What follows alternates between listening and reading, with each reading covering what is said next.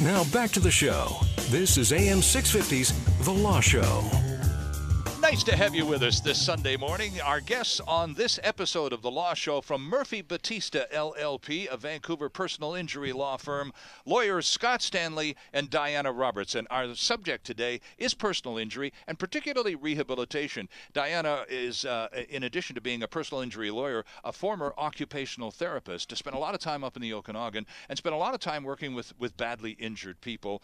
And one of the things that Murphy Batista and both Joe Murphy and Joe Batista have been on the program in previous episodes, and both of them have referred to the whole idea behind the firm, Scott, of helping clients get their lives back. Because after a traumatic injury, that is, well, first of all, it's not always possible, and it's certainly never, ever easy. Absolutely. I mean, before we ever turn our mind to how much, we want to see what kind of restoration of ability we can achieve. Right. And there's actually a legal duty on your clients to do that anyways. And that really is the fun part of the work. You get to see and really chart the recovery that your clients make. I mean, I'll see a client in a hospital who's a ventilator dependent quad. Sure. And I've actually seen people like that walk, and it's really very, very cool. You don't see that in law school. You have no expectation you're going to see that in law school. Right. That's the real fun part of the job. Right. Diana, when you have a profoundly injured person and you can tell that there's a long road to recovery, there's going to be an extensive rehabilitation involved with this person, how soon do people who are profoundly injured express to you in confidence as their occupational therapist, I just want to get mobile. I just got to get going. I can't lie here. It's making me absolutely crazy. Yeah. Mobility is critical, isn't it? It's huge. And if you think about if you've ever been down for the count with a flu or a cold, and you're stuck in the house for even a couple of days, everybody talks about going stir crazy. Mm-hmm. You can just imagine that over a period of months, or your world shrinks very, very quickly. And so mobility is key for a lot of people. And do people tell you that just right up front? Absolutely. I got to get going here. For many years I've done driver rehabilitation and getting people back behind the wheel where they can, or people improving their community mobility as a passenger, so getting access into a van that's been modified, that kind of thing. Oh, okay. And for some people, when I've done some assessments, I've had people say, I'd rather die than not drive again. Obviously, for some people, it's really important, and for some people, it's also part of their personal view of themselves, right? Sure. It's so important that they it's a normal kind of activity. Now, not everyone can drive, not everyone can return to that after an injury. True. But my role, my goal as a therapist in working in driver rehab for all those years really was where we can enable people to gain some independence through driving. My role is to facilitate that, where we can do it, where they can be safe, where they're not a hazard to the other driving, the public out there. Where we can do it, let's do it. Sometimes that's really costly, and sometimes it takes a lot of time and a lot of creativity. I'll bet. Now, Scott, when clients tell you, again, pretty badly banged up and likely facing a long recovery, but when do they tell you how critical mobility is to them? They don't have to. It's so obvious. It's the most. I mean, I always think mobility is directly related to ability. Okay. And it could be just mobility within your home. Can you get up and down those stairs? True, yeah. Can you get in and around your community? And then can you actually, the more mobility you have, the greater ability you have. And, it really starts from, can you get around in your home? Can you get around in your community? And then can you independently get yourself around in your community? Can you drive as opposed to waiting for public transit? Sure. And that's absolutely fundamental to any sort of rehab program, a restoration of mobility firstly. Diana, what is driver rehab? I know we have it out at the GF Strong out there at UBC, but what exactly is it? Well, actually, the GF Strong program, my husband actually is the driver rehab coordinator. Oh, for goodness sake, okay. At GF Strong Gosh, Rehab. did you bring the right partner with you today, Scott? And we, for many years, had operated our company doing driver rehab together. And really what driver rehabilitation is assessing individuals with respect to their ability, their potential to return to driving after an illness or a traumatic injury. So seeing people with a wide range of issues, from people who've sustained a brain injury where physically they may be, look, or they walk and talk just like everyone else, but they may have some processing or some cognitive issues that may influence their ability to drive. And frankly, it's the brain injuries that usually are going to be the factor that's going to stop someone from driving, more so than physical. Right. Physical types of injuries, spinal cord injuries, amputations, that kind of thing, we can usually overcome those with equipment. Vehicles can be modified in pretty amazing ways. Yeah. You take a look at some of the things that they're able to do to get people mobile with cars and vans, and it's just phenomenal, isn't it? It is, and I, I have done some of that work. I have to say that my spouse does more of at GF Strong. They do more of the high-tech van conversions and that kind of thing. They're having people drive with joysticks and voice activation for their secondary controls for things like signal lights and that kind of thing, so they can talk to a computer. People with who are driving without, you can think about a vehicle without a steering wheel, and they have like a little joystick over at the side, and they're controlling that with one finger. That kind of thing. I mean, it's really quite amazing what can be done. However, that all comes at a cost. Those vehicles are really expensive. Yes. There's an extensive amount of training that's required, a lot of hours behind the wheel, and getting that person ready so that they can meet the standard. And those people all have to meet the same standard as you or I.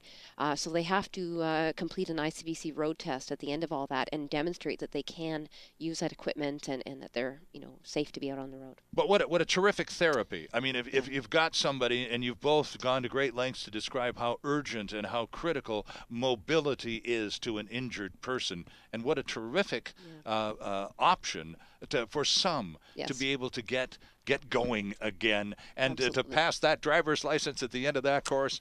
Absolutely, bring it on, right?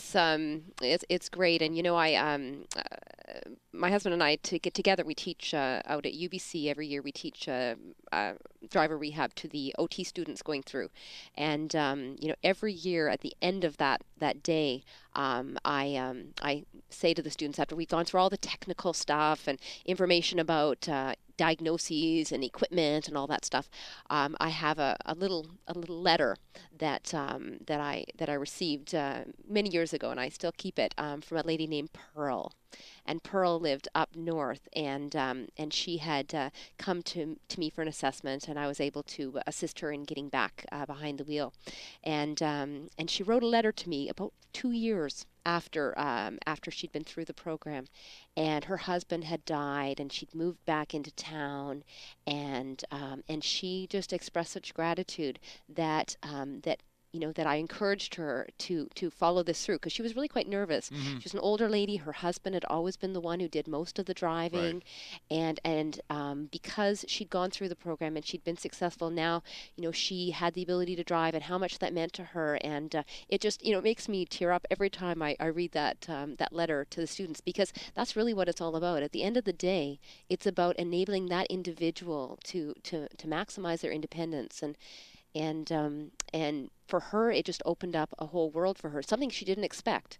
She didn't know that her husband was going to pass away unexpectedly. Right. But having her license back and having the equipment in place for her to drive meant the world to her. Interesting stuff. Now, Scott, I wanted to kind of change gears, but we're kind of in the same category. We're driving here, and sometimes there are restrictions imposed on drivers sort of in a generic province-wide basis, with perhaps some good intentions involved, but a lot of people caught in the net who don't need to be. And I'm talking in broad terms. Tell us about the Grismar case. This is one of those cases that went all the way to the Supreme Court of Canada. Give us some background.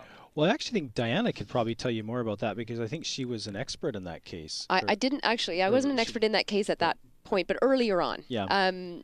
and you know, this is one of the things that I think drew me to change gears myself, to look at going into law, is as a clinician and working in areas such as driver rehab, I was, you know, sometimes as a therapist, you don't have a lot of pull, and fighting against the regulations and what's required of people, the decisions that are made by government. They don't often listen to the clinicians who are actually in the front lines treating people. Right. But they do listen to legal cases, and they have to follow it, and there's a requirement. So what happened in the Grismer case, Grismer is a case that went to the Supreme Court of Canada in 1999. All right. And Mr. Grismer actually had died before the case went to the Supreme Court, and his wife carried it through on his behalf. And what it did was back for many years, there was a policy with the BC government and the Office of the Superintendent of Motor Vehicles. They're called the OSMV. They regulate and they make all the medical decisions for people driving in British Columbia. Okay. So they're the ones, because of a medical condition, they can have your license taken away. Oh, okay. And they're the organization within the government that driver rehab therapists report to. Oh, okay. And they had a blanket policy that individuals with certain diagnoses, certain medical conditions, one of which was called homonymous hemianopsia. It's a visual deficit that can affect your ability to see, obviously. So the policy was, if you were diagnosed with this, can I call it HH? HH, Thank you. yes. If you were diagnosed with this, your license was pulled, and that was the end of that. Correct. And there was no way to appeal it. It was just that, you know, the axe comes down and so would your doctor tell you that even in the office that, well, I'm sorry to tell you, you have this visual impairment now, and I'm going to have to ask you to surrender your driver's license? So what would happen is doctors had a duty to report. Right. So what would happen is individuals sometimes would just go into their, you know, get an eye test done, and a report would go into the government, and suddenly they would get a letter in the mail. And they've been driving for 15, 20, 30 years without incident, and they would get a letter in the mail saying your license has been revoked, and you got no opportunity to remedy this. So Mr. Grismar was one of those individuals. Correct. Now, And did he have this HH condition? He did, and okay. it was interesting because he actually worked at the copper mine outside of Kamloops. And he drove those big tractors with the huge wheels, and he continued to work after his license had been revoked.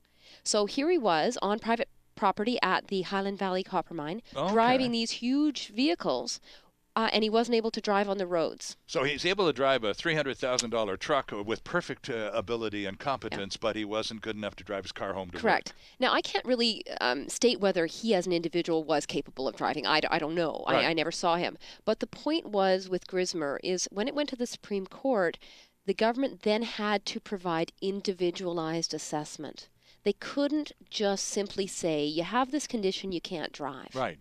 And so it changed the whole process here in BC. And I was just so impressed by that, because that's what occupational therapists are all about. That's what driver rehab is all about. It's about individualized assessment. Right. Looking at this person as an individual and looking at their strengths and abilities, what they can do, what they can't do, and then making a decision based on their function. Right. Not based on diagnosis. Okay. Now, Scott, how would that apply? Because there's some chit-chat going on. It comes around. It's a cyclical thing every 2 or 3 years. There's a story in the papers, and, you know, some elderly person gets into a car accident. All of a sudden, now we're going to have driver testing every 2 years for anybody over the age of 75.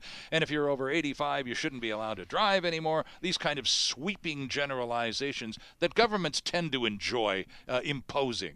Would that, if they tried that trick, say on 85-plus-year-olds, you're no longer able to drive in BC, full stop, it would go to the Supreme Court of Canada, wouldn't it? Oh, it would, but I think they've learned from the Grismar decision. I think what they would do is they would have sort of a graduated test. They couldn't just all of a sudden pull someone's license at age 85. Again, you know, mobility is associated strongly with ability. Yes. And so, I mean, that would be bad policy. But what they might do, and I think this would be reasonable, at some time your skills, your ability, your visual acuity does degrade. No question. And I don't think it's unreasonable to ask people to take a lesson or to be tested at a certain threshold of age. Okay. But again, that allows that's to your point, Diana, that allows that process in which each individual takes the test on a semi-regular basis. That's still an individual assessment at that moment. Correct. Isn't it? And you know, it's still a live issue. There's still that tension and issues within the driver rehab profession, where, you know, government, you know, the baby boomers and the wave of dementia that is being talked about in the news a lot.